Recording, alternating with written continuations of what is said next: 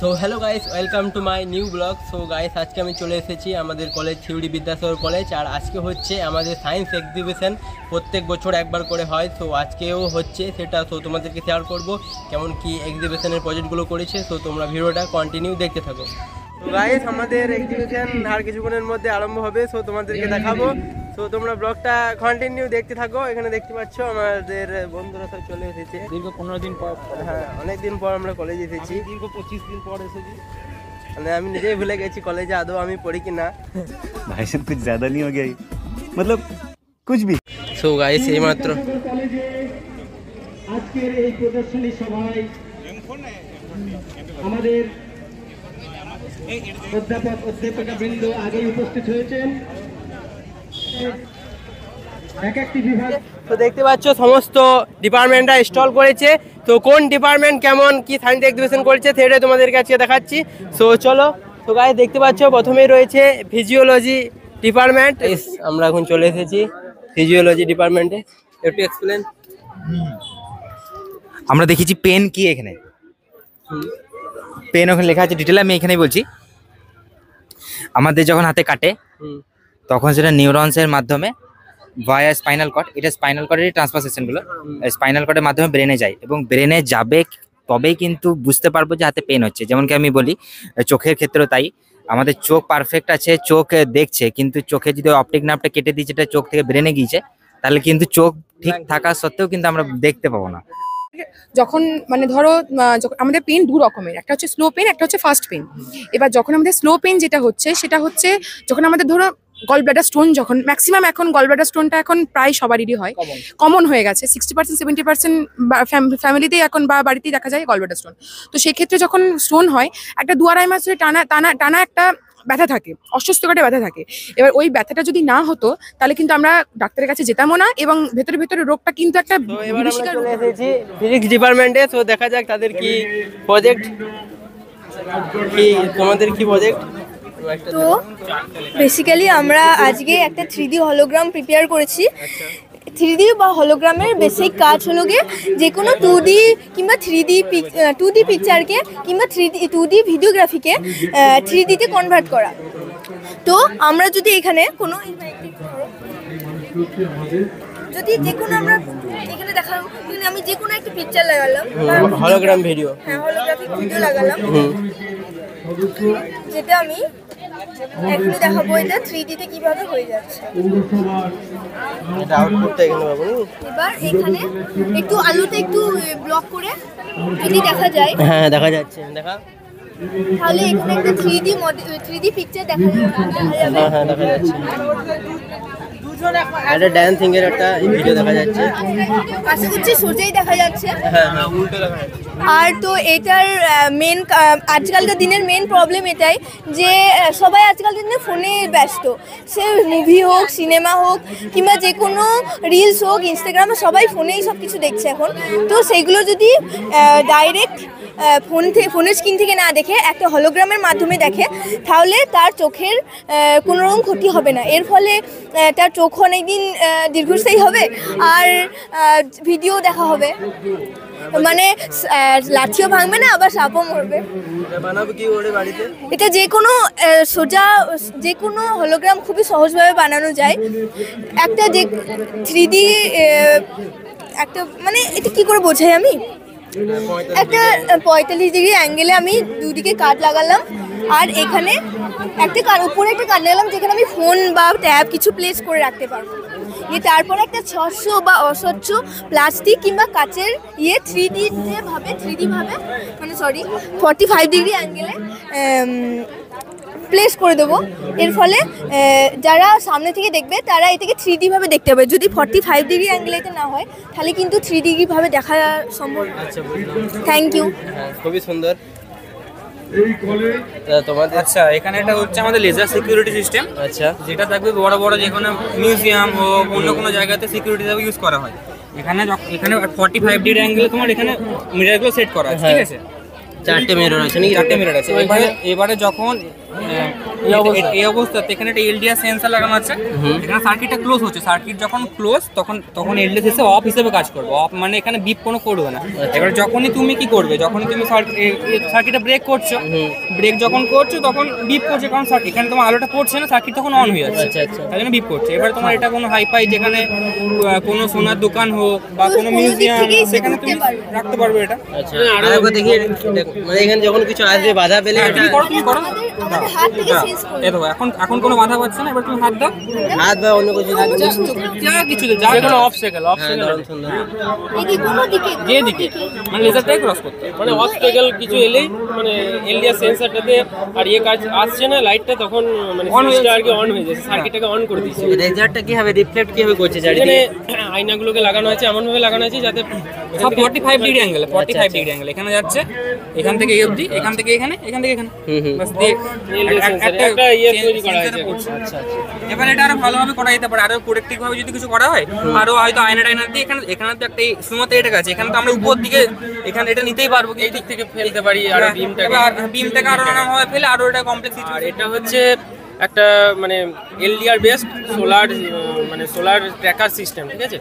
এমনিতে আমাদের যে সোলার প্যানেলগুলো ইউজ করি সেগুলো সাধারণত একদিকেই আর কি অ্যালাইন করে রাখা থাকে, তো 12টার পর থেকে সুইচের পজিশন যখন চেঞ্জ হয়ে যায় তখন আর সেই পরিমাণ এনার্জি আমরা পাই না। আর এটাতে আমরা কি করেছি, এখানে আমরা মাইক্রো কন্ট্রোলার ইউজ করে এখানে আমরা প্রোগ্রামিং করেছি, প্রোগ্রামিং করে একটা নির্দিষ্ট অ্যালাইনমেন্টে এটাকে আমরা ঘোরানোর ব্যবস্থা করেছি, মানে যেমন সুইচের পজিশন হবে সেই অনুযায়ী সুইচে এগুলোতে ইন্টেন্সিটি সেরকম হবে, আর ইন্টেন্সিটি চেঞ্জ হলেই এটা রোটেট করবে। মানে যদি এইদিকে ধরে নাও সূর্য আছে, আচ্ছা এই এলডিআরটার উপর ইন্টেন্সিটিটা সূর্যের আলোর বেশি, তাহলে তখন সেই দিকে রোটেট করবে এটা নিশ্চয়। এই যে এই আমরা এখানে সূর্যের আলোটা একটু বেশি আছে তো ওই জন্যে এই এগুলোকে একটু ঢাকিয়ে এইভাবে। এটা হচ্ছে একটা মানে আমাদের ফিজিক্সের একটা সার্কিট তৈরি করেছি, একটা ক্লোজ সার্কিট তৈরি করা হয়েছে এখানে। সার্কিটটা এখানে ওপেন করা আছে, ঠিক আছে? এটা হচ্ছে তোমার নেগেটিভ টার্মিনাল, তো এটাকে আমরা এর মধ্যে দিয়ে পাস করতে, মানে যার কনসেন্ট্রেশন বেশি পাওয়ার সে এটার মধ্যে দিয়ে পার করে নিতে হবে। তুমি ট্রাই করে দেখতে পারো, সার্কিটটা ক্লোজ হয়ে যাবে, এটা ঠিকে গেলে সার্কিটটা ক্লোজ। এই শিক্ষা প্রতিষ্ঠানের আচ্ছা, আমাদের হিমোডায়ালিসিসের মডেল এটা। হিমোডায়ালিসিস মানে হচ্ছে হিমো শব্দ হচ্ছে রক্ত, আর ডায়ালিসিস মানে হচ্ছে পরিশ্রুত করা। মানুষের কিডনির মাধ্যমে শরীরের যেগুলো অপ্রয়োজনীয় বর্জ্য পদার্থ সেগুলো বাইরে বেরিয়ে চলে আসে মূত্রের মাধ্যমে। এবার মানুষের যদি কিডনি খারাপ হয়ে যায় সেক্ষেত্রে সবচেয়ে সহজলভ্য উপায় হচ্ছে মানুষকে সুস্থ করে তোলা ডায়ালিসিস করা। তো ডায়ালিসিসে কি হয়, মানুষের যেটা আর্টারি থেকে যে অপরিশ্রুত রক্ত সেটা প্রথমে ডায়ালাইজারের মাধ্যমে রক্ত থেকে বেরিয়ে সেটা পরিশ্রুত করে মানুষকে আবার পরিশ্রুত রক্ত হচ্ছে। এটা নিউরনের মডেল, মানে নিউরনের যে পয়েন্টগুলো এখানে করা হয়েছে যেমন ডেনড্রন, সেল বডি, এখানে যদি পেনটা দিয়ে পয়েন্ট আউট করা হয় তাহলে সেই পয়েন্টগুলো এখানে আলো জ্বলে উঠবে। এটা হচ্ছে নিউরনের মডেল। নিউরন হচ্ছে বেসিক্যালি আমাদের শরীরে থাকে যেগুলো আমাদের নার্ভ ইম্পালসের সময়। মডেল এখানে অ্যাডিনিন গুয়ানিন যেটা আছে পরপর আর কি, অ্যাডিনিন সাথে থাইমিন থাকছে আর গুয়ানিনের সাথে সাইটোসিন থাকছে এখানে।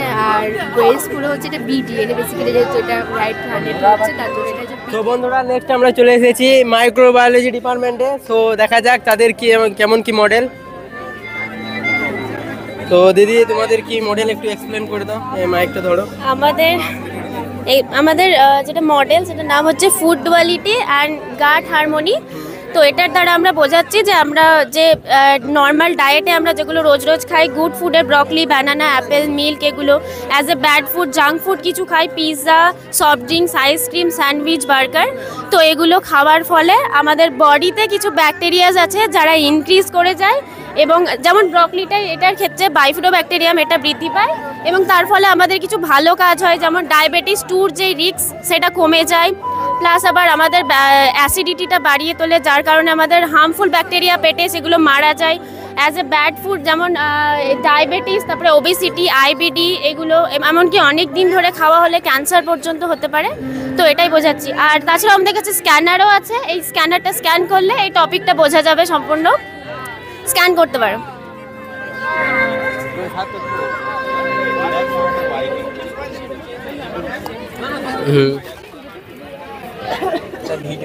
হ্যাঁ, ভিডিও।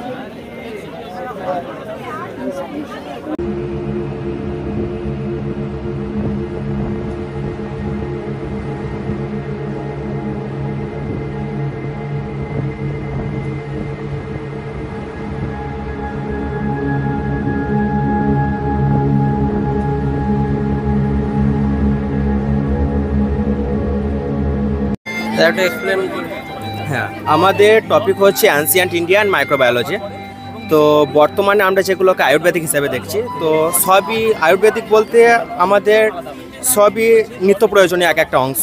যেরকম আমরা এখানে দেখতে পারি যে তুলসী আছে, নিম গাছ আছে, এখানে হোলি খেলার কথা বলা হয়েছে, এখানে নদী আছে, হলুদ আছে। তো আমরা যদি নদী থেকে শুরু করি, তো এখানে নদীটা মানে নদীতে মেনলি নদীর জলগুলোতে মানে নদীর জলই কেন রাখা হয়েছে, যদি আমরা স্পেসিফিক্যালি বলি যে অন্য জল না রেখে আমরা নদীর জলটা কেন ব্যবহার করছি। তো নদীর জলে প্রচুর পরিমাণে ব্যাকটেরিয়া থাকে,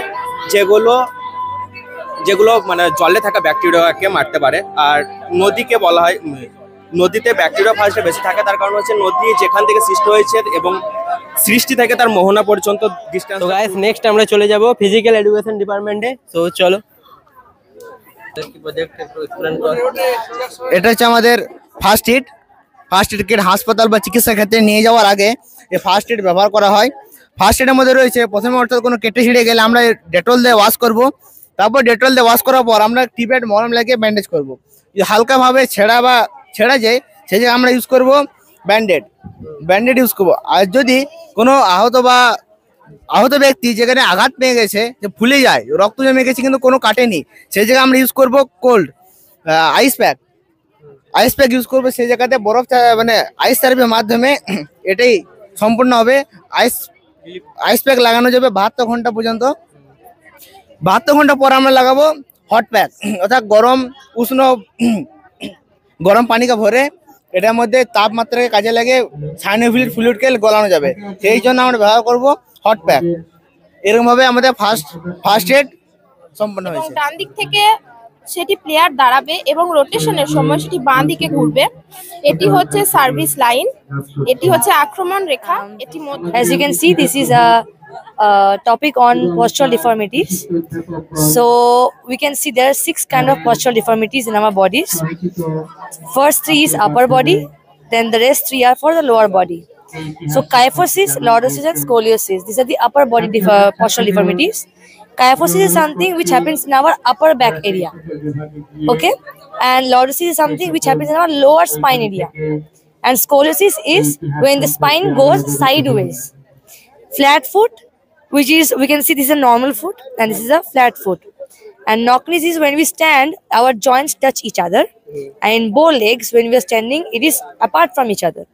So this is the reason of kyphosis is when we have a heavy load on our backs or a poor body posture, sitting posture, bad posture. So this results in kyphosis. When we have obesity, those who are have more body weights, so lordosis happens in that reason. Also, some have poor diets and poor sitting postures, so it results in lordosis.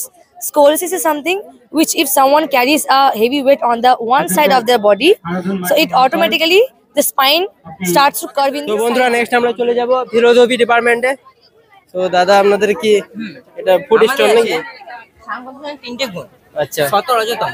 সাধারণত গুণ বলতে আমরা কোনো কোয়ালিটিকে বুঝি, এবার কিন্তু সাংখ্য দর্শনে গুণ বলতে এই হিসাবে ব্যবহার করেনি। তারা গুণ বলতে বলেছে কোনো একটি বস্তু দেখে ভিন্ন ভিন্ন ব্যক্তি ভিন্ন ভিন্ন মত হয়।